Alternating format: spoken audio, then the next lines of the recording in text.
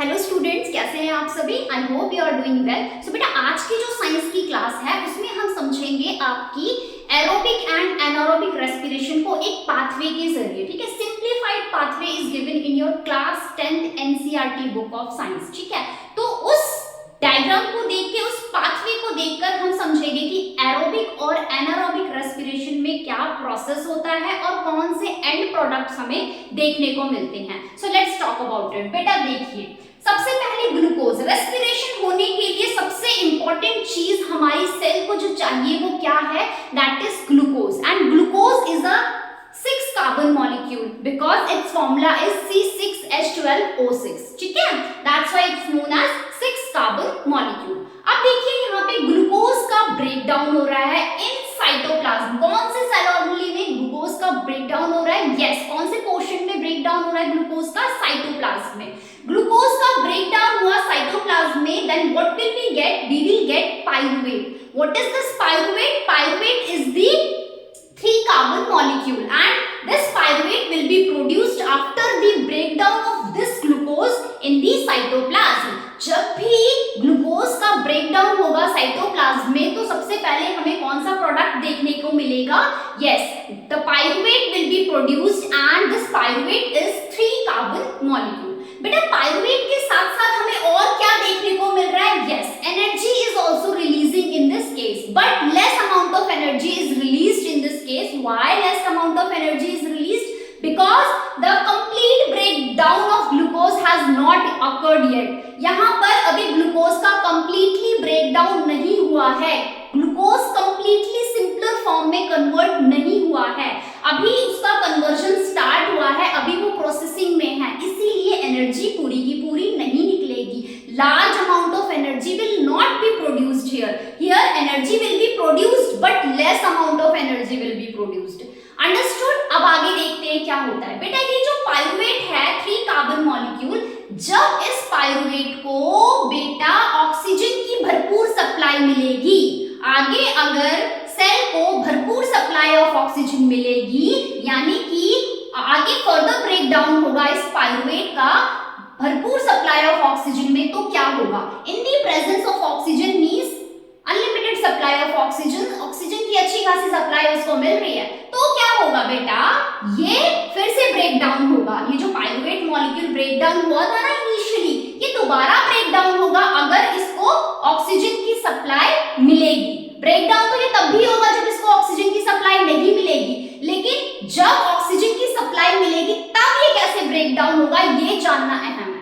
तो जब इसको ऑक्सीजन की सप्लाई मिलेगी तब इसका ब्रेकडाउन होगा और ये पाइरुवेट मॉलिक्यूल ब्रेकडाउन होके किसमें कन्वर्ट हो जाएगा? Yes, into the simpler forms which is carbon dioxide, water and energy. ठीक है, energy is released in large amount, क्योंकि यहाँ पर ग्लूकोज बिल्कुल सिंप्लीफाइड फॉर्म में कन्वर्ट हो गया। बिल्कुल सिंप्लीफाइड फॉर्म में कन्वर्ट होने के बाद ग्लूकोज क्या कर देता है? Large amount of energy produce करता है। ठीक है बेटा, तो ये जो ऑक्सीजन की प्रेजेंस में ब्रेकडाउन हो रहा है ग्लूकोज का, ऑक्सीजन की प्रेजेंस में जो रेस्पिरेशन होता है, that is called aerobic respiration and that respiration takes place in mitochondria. Cytoplasm में तो हुआ ही था, जब एरोबिक रेस्पिरेशन होगा वापस से दोबारा से रेस्पिरेशन होगा in the presence of oxygen, तो ये माइटोकॉन्ड्रिया में होगा दोबारा, and large amount of cellular energy that is also known as ATP that will be produced।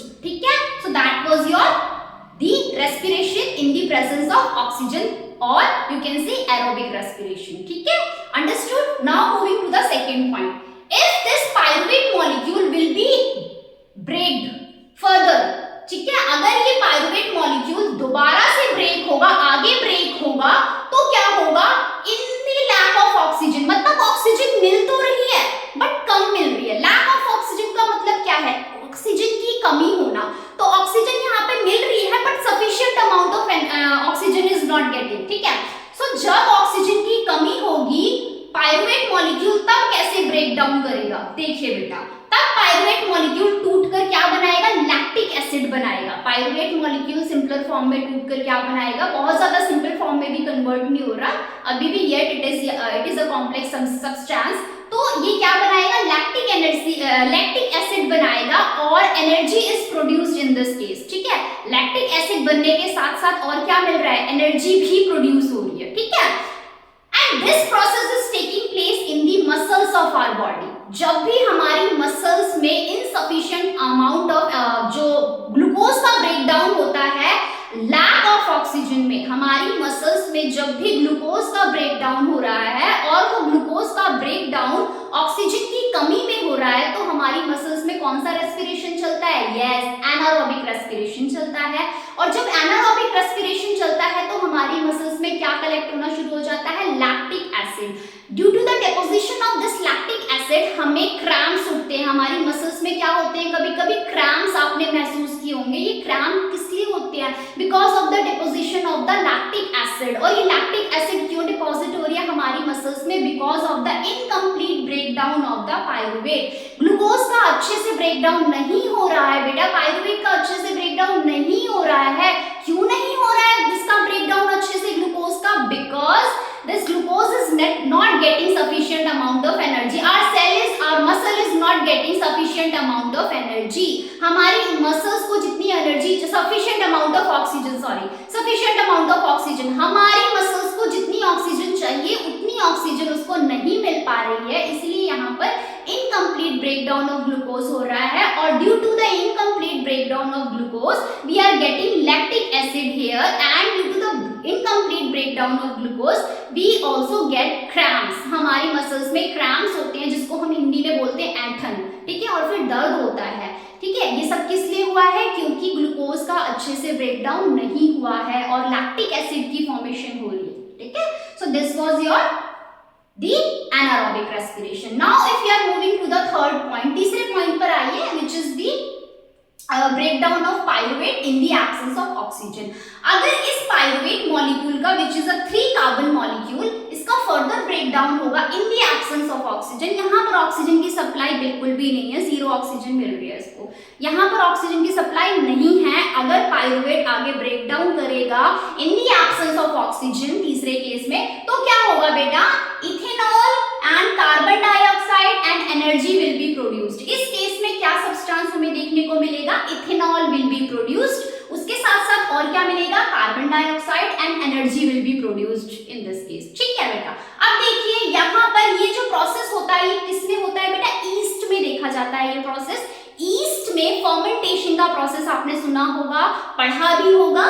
तो ईस्ट में जो फर्मेंटेशन का प्रोसेस होता है वो किस कंडीशन में होता है, yes, that occurs in the absence of oxygen. और ईस्ट क्या बना देते हैं फर्मेंटेशन के प्रोसेस में, अगर उनको इनकम्प्लीट ऑक्सीजन मिल रही है, ऑक्सीजन की पूरी सप्लाई उनको नहीं मिल रही है, तो वो किसकी फॉर्मेशन करेंगे, यस, वो इथेनॉल की फॉर्मेशन करेंगे। इथेनॉल के साथ साथ और क्या एंड प्रोडक्ट मिलेगा हमें, कार्बन डाइऑक्साइड मिलेगा, and some amount of energy will also be produced in this case, ठीक है बेटा। So this was your which kind of respiration, this is also an anaerobic respiration because we are not getting oxygen here, जिसमें हमें oxygen नहीं मिल रही है, that kind of respiration is referred as anaerobic respiration। तो यहाँ पर हमने 3 cases discuss किए। पहला केस ये था कि जब भी पायरुवेट मॉलिक्यूल को, which is a 3 carbon molecule and which is we are getting this molecule by the breakdown of glucose in the cytoplasm, तो इस पायरुवेट मॉलिक्यूल का अगर आगे फर्दर ब्रेकडाउन होता है, फर्दर ये सिंपलर फॉर्म में कन्वर्ट होता है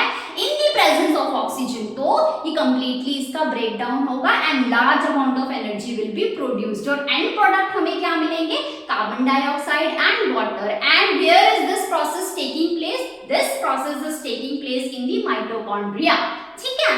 यहाँ पर ये था आपका aerobic respiration. Now in second case, if I talk about the second case, तो pyruvate molecule will be further break in the lack of oxygen. अगर उसको पूरी तरह से ऑक्सीजन नहीं मिल रही है, थोड़ी बहुत ऑक्सीजन मिल रही है, थोड़ी बहुत ऑक्सीजन की कमी है, तो यहाँ पर कंप्लीट ब्रेकडाउन ऑफ ग्लूकोज नहीं होगा, कंप्लीट ब्रेकडाउन ऑफ पायरुवेट नहीं होगा and lactic acid will be formed. यहाँ पर एक सब्सटेंस की फॉर्मेशन होगी, एक मॉलिक्यूल की फॉर्मेशन होगी, that is known as lactic acid, and due to the deposition of that lactic acid in our muscles we get cramps, ठीक है, and energy will be released in this case also, ठीक है। तो that was your anaerobic aerobic kind of respiration. If I talk about the third case, अगर हम third case की बात करें तो थर्ड केस में अगर पाइरूवेट मॉलिक्यूल फर्दर ब्रेक होगा तो क्या होगा, but in this case here oxygen supply is निल, यहाँ पर ऑक्सीजन की सप्लाई है ही नहीं है, ये एब्सेंस ऑफ ऑक्सीजन में हो रहा है, ये जो पाइरूवेट का प्रोसेस हो रहा है ब्रेक डाउन होने का। तो ये प्रोसेस कहाँ पे देखा जाता है, आमतौर में ईस्ट में देखा जाता है। ईस्ट में जब ऑक्सीजन की सप्लाई नहीं है तो उसका ब्रेक डाउन हो रहा है ग्लूकोज का, तो क्या हमें मिल रहा है, इथेनॉल मिल रहा है, we are getting ethanol and this process is also known as fermentation. ठीक है, कार्बन डाइऑक्साइड मिलेगा as an end product and energy will be released in this case also. बेटा energy is releasing in all three cases, but the major difference is the energy in the case of aerobic respiration means energy released in the case of presence of oxygen. ठीक है, large amount of energy will be produced if the respiration is an aerobic kind of respiration. If the respiration is aerobic kind of respiration, then large amount of energy will be produced. If the respiration is anaerobic kind of respiration, thus less energy will be released but the less amount of energy will be produced. अगर anaerobic respiration है, less amount of energy produce हो रही है। क्यों less amount of energy produce हो रही है? Because here the complete breakdown of glucose is not taking place. Why complete breakdown of glucose is not taking place? Because we are not cell are not getting the complete oxygens. Complete oxygen को ना मिल पाने की वजह से complete breakdown नहीं हो पा रहा है ग्लूकोज का, और कंप्लीट ब्रेकडाउन ना हो पाने की ग्लूकोज का ना होने को पाने की वजह से कंप्लीट एनर्जी रिलीज नहीं हो रहा है। So this was your aerobic and anaerobic respiration pathways. ठीक है, सो आपको आई होप क्लियर हो गया होगा। Thank you everyone.